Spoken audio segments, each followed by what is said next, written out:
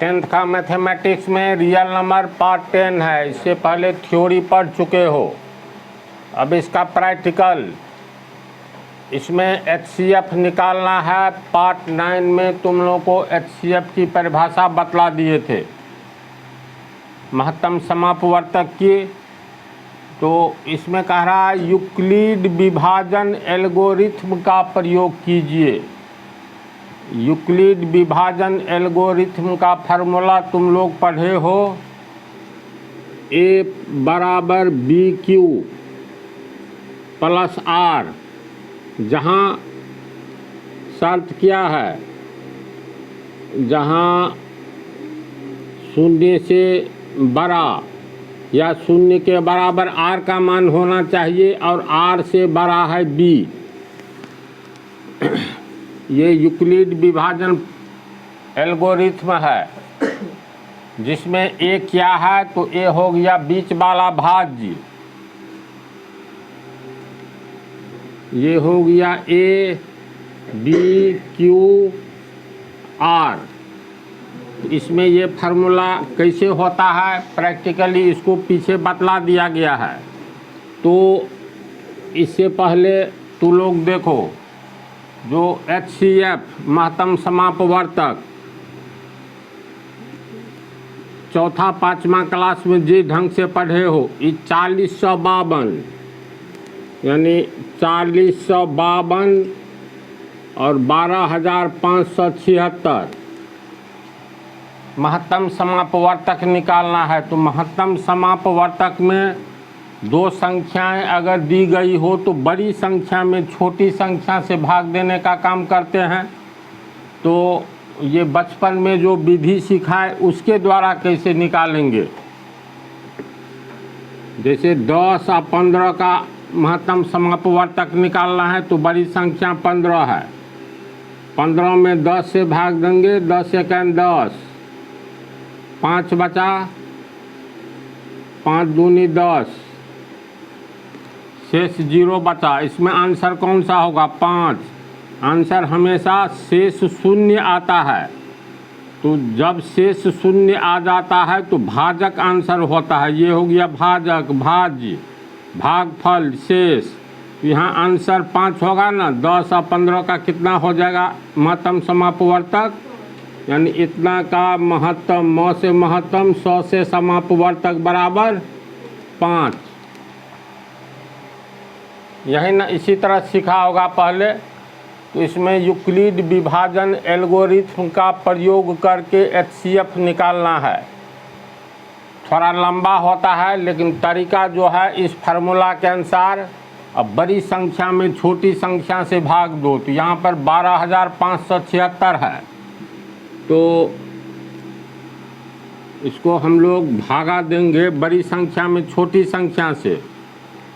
12576 इसमें भाग देंगे 4052 से, तो ये 12576 है, ये 4000 है, तो 4 तिया 12000, 3 से भाग लगेगा।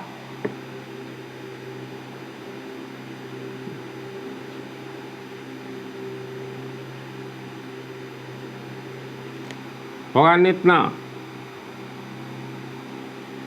2 तिया 6, 5 तिया 15, 4 तिया 12, कितना बचेगा 0। 7 में से 5 गया 2, 5 में से 1 गया 4। अब आगे कैसे बढ़ेंगे, तो जो शेष बचता है ये भाजक बन गया। 4052 को यहाँ लिखेंगे, होगा ना इतना। तो फिर ये 420, 4052, 4 9 36, 9 से भाग लगेगा। 9 दूनी 18, 1, 9 चौका 36, 1 37।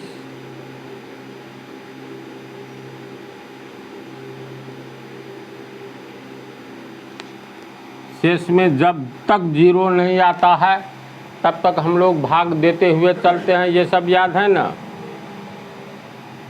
अब किस में किस से भाग देंगे, ये जो शेष बचा इसको घेर देंगे, ये हो गया भाजक। यहाँ आएगा 420, तो 1 से भाग लगेगा,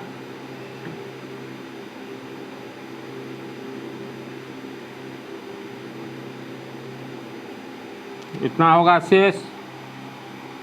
अभी शेष शून्य जब तक नहीं आवे, अगर यहीं शून्य आ जाता तो ये भाजक आंसर होता। जब तक शेष शून्य नहीं आता है तब तक हम लोग भाग देते चलते हैं। तो 148 ये 272 उतरेगा।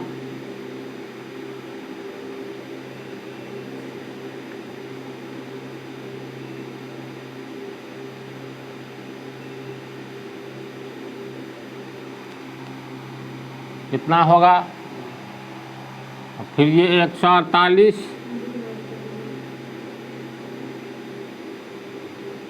124 का 124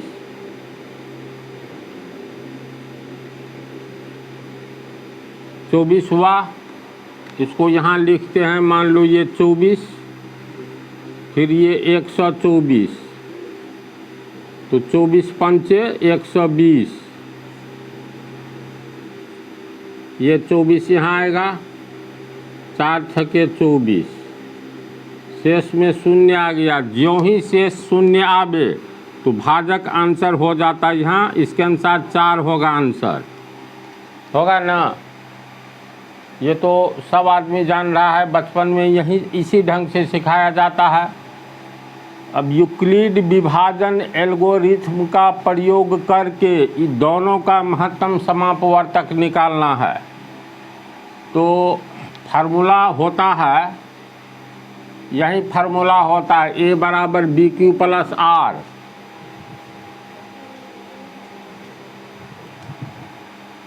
ये तरीका जो है इसको तो शुरू से ही जानता है। यूक्लिड विभाजन एल्गोरिथम के द्वारा एग्जाम में पूछेगा, जो कि बहुत आसान तरीका है। ये थोड़ा लंबा है, एग्जाम में छोटा देगा, तो कोई मतलब तरीका सीख लो तो छोटा दे या बड़ा दे अंतर नहीं पड़ता है। तो यहाँ पर 4052 और 12576, तो इसका HCF महत्तम समापवर्तक निकालना है। तो इसमें देखो बड़ा और छोटा, ऐसी बात थोड़ी है 40 से 52 में 12576 से भाग नहीं देंगे। वैसे भाग लगेगा लेकिन नहीं देना है, बड़ी संख्या में छोटी संख्या से भाग देना है महत्तम समापवर्तक में। तो यहाँ बड़ी संख्या होगा 12576, तो 12576 ग्रेटर दैन 4052। ग्रेटर दैन का मतलब इसमें इससे भाग लगेगा। तो ये हो गया ए 12576, ए का मतलब भाज्य हो गया, बीच वाला भाज्य ए होता है ना। ये हो गया ए, ये हो गया बी, ये हो गया क्यू, ये हो गया आर, होगा ना? तो ए बराबर इतना।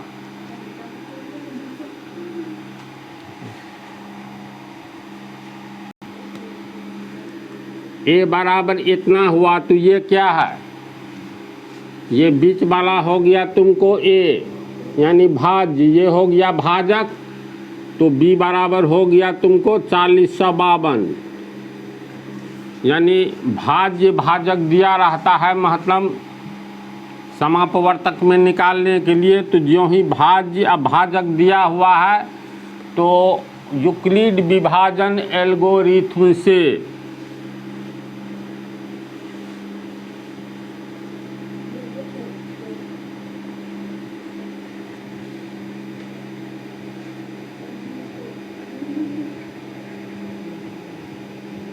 इसका जो फार्मूला होता है ए बराबर बी क्यू प्लस आर। तो एक ही जगह ये बात लिखना है, जहाँ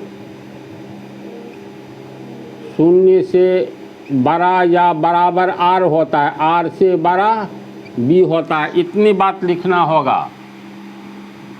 और ये सब धनात्मक संख्या है, इसमें देखो तो कहीं पर माइनस का प्रयोग नहीं हुआ है। ये साइड में जो लिखे हैं, तो अब इस तर्ज पर हम लोग निकालेंगे। तो प्रथम चरण का अर्थ हुआ, इसको देखो, पहला चरण में तुमको यहाँ तक आया है, यानी पहला चरण ए बी क्यू, और ये हो गया आर, तो ए बराबर बी क्यू प्लस आर। तो प्रथम चरण में लिखेंगे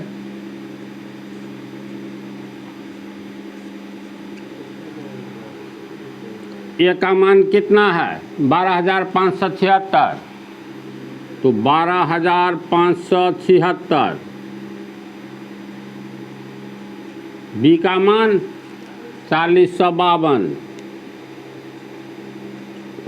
गुने क्यू का मान 3 प्लस आर का मान 420। शेष शून्य आता है तब ना आंसर निकालता है भाजक के रूप में। इसमें देखो तो आर का मान 420 आया, यानी शून्य नहीं आया, इसीलिए आगे की ओर बढ़ना होगा, यानी द्वितीय चरण।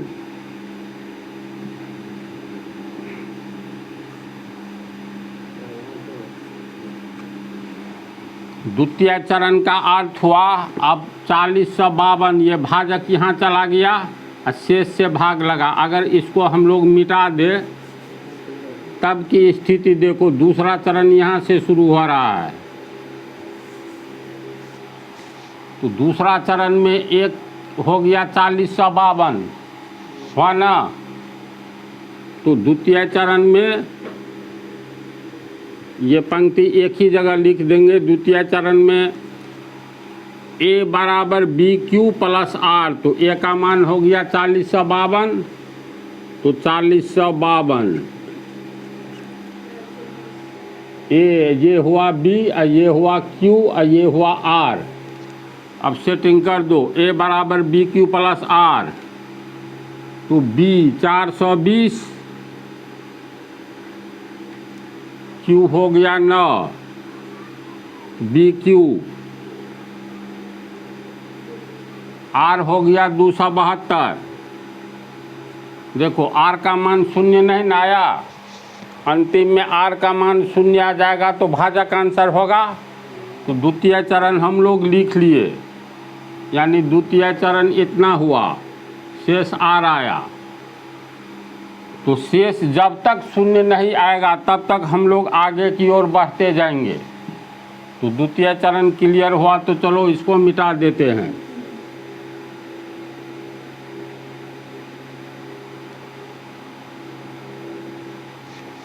अब ये तृतीय चरण, ये हो गया ए बी क्यू और ये हो गया आर। तो फिर इस फार्मूला पर सेटिंग करो।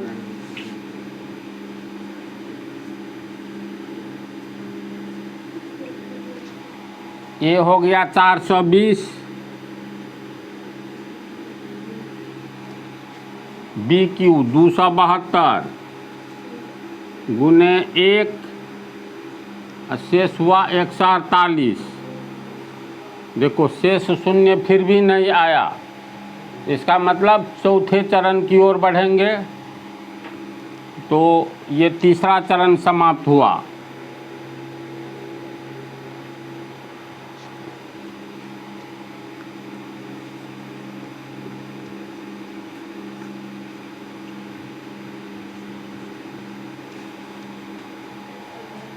चतुर्थ चरण में ए 272,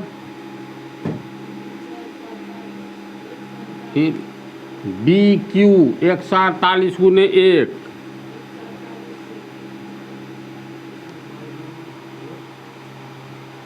इतना होगा।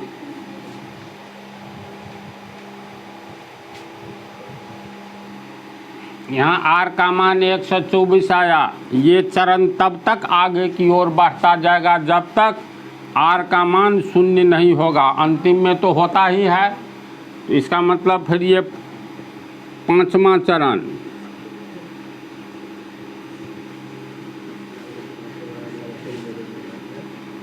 चौथा चरण में 272 ए था, बी ये है ना, ए बराबर बी क्यू प्लस आर, तो ये चरण हो गया चौथा। तो इसको मान लो चलो मिटा दिए।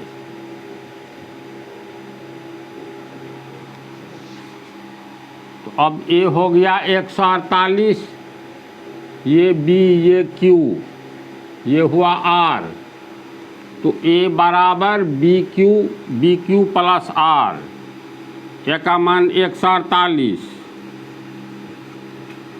बराबर 124 गुने 1 जोड़ 24। आर का मान नहीं न शून्य आया, जब तक शून्य नहीं आए आगे की ओर बढ़ते जाएंगे। तो ये भी क्लियर हो गया ये चरण।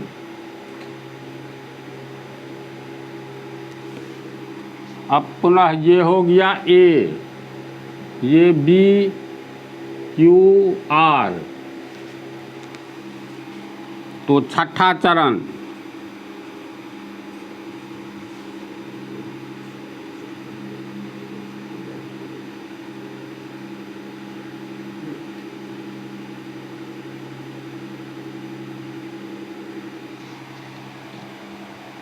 होगा इतना। शेष 4 बच रहा है, अभी तक शून्य नहीं आया, तो छठा चरण कंप्लीट। तो यहाँ तक हो गया तुमको छठा चरण।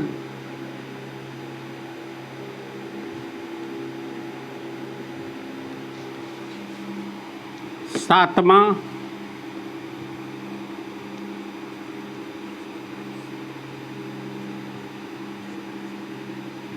ए हुआ 24, बी हो गया 4, क्यू हो गया 6, शेष हो गया शून्य। जब शेष शून्य आता है तो ये हो गया तुमको ए बी क्यू आर।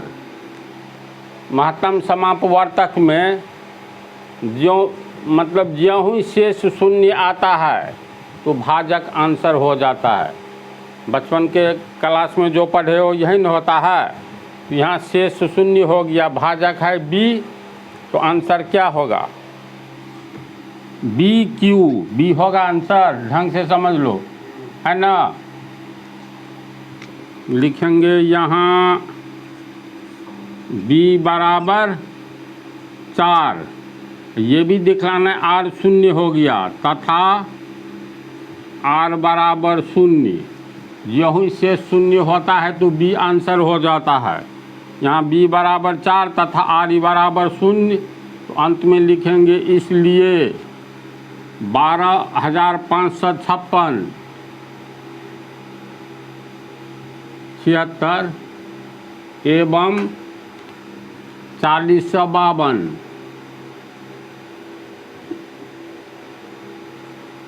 का HCF यानी महत्तम समापवर्तक बराबर B4 आंसर। तो एग्जाम में इतना लंबा नहीं पूछता है, समझा ना, लेकिन लंबा उदाहरण स्टार्ट हुआ बुक में, तो चलो इसको मतलब ऐसे बनाएंगे। अब मतलब तेज गति में कैसे बनाएंगे, पहले इसको उतारो। तो इस तरह से ये हिसाब बनेगा, लेकिन छोटा वाला एक उदाहरण देते हैं। जैसे साइड में भाग दे देना, रफ मिलता है ना, जैसे एक छोटा उदाहरण देखो, ये संख्या बड़ी है, मान लो दे दिया 65 और 10। इसका महत्तम समापवर्तक निकालना है यूक्लिड विभाजन एल्गोरिथम से। अब 2 नंबरिया रहेगा इसी टाइप का, इसीलिए इसको कैसे बनाएंगे, तो बड़ी बड़ी संख्या को ए मान लेना है। जैसे भाग देंगे ना तो 65 बीच में आया, तो ये हो गया ए, बी हो गया 10, तो ये बी, यानी ए बी हमेशा दिया रहेगा। तो रफ में ऐसे पहले बना लेना, 10 छक्के 60 हुआ, शेष बचा 5। अब फिर इसको ये 10 को यहाँ लाएंगे, तो 5 दूनी 10 शून्य। दूसरा चरण में ही शेष शून्य हो गया। ठीक से समझ लो, ऐसा ही पूछेगा, ये लंबा वाला नहीं पूछता है। अब जैसा एग्जाम का पैटर्न है तो दे देगा 65 एवं 10 का HCF निकाले। तो पहला लाइन लिखना, चूँकि A बराबर BQ प्लस R, ये फार्मूला छोटी है, जहाँ अरे शून्य से बड़ा है या बराबर है R, R से बड़ा B, इसको हर हाल में ये बतला दिए हैं, अपना याद रखना। ये लिख करके तब लिखना, यहाँ ये हो गया A बराबर 65, बीच में आया ना, अब B बराबर 10, ऐसे लिखेंगे। तब लिखना प्रथम चरण। तो प्रथम चरण में ये हो फार्मूला है A बराबर BQ प्लस R, इस तरह कर लेना। मान लो 2 चरण और आगे जाए अलग बात है, ये कर लेने से हिसाब में कहीं कोई गलती नहीं होगी, ये सब ध्यान रखना। तो प्रथम चरण में A बराबर BQ प्लस R, A का मान 65, B हो गया तुमको 10, Q हो गया 6, R हो गया 5, होगा ना। तो गड़बड़ाई नहीं, इसको इसे घेर देना, यानी इधर वाला प्रथम चरण समाप्त। अब दूसरा चरण,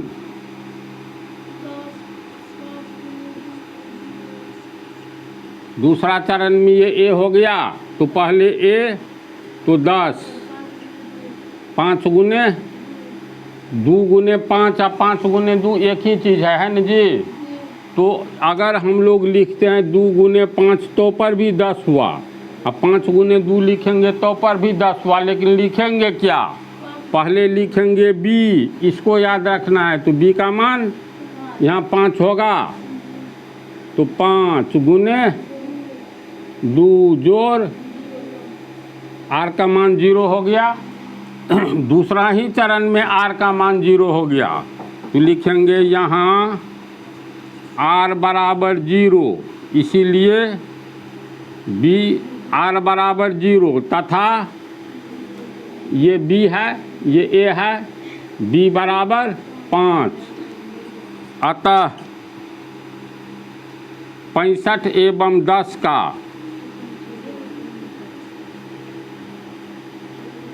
HCF बराबर 5 आंसर।